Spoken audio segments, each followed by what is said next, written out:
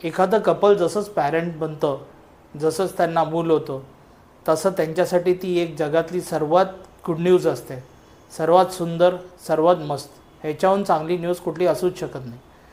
मग जसे दिवस जातात, एक साधारण 6 महिने झाल्यानंतर त्याच पॅरेंट्सना थोडं टेन्शन यायला लागतं की आता ह्याच्या फ्युचरचं काय. तर याच्यासाठी मी तुम्हाला एक एकदम सोपा उपाय सांगतो.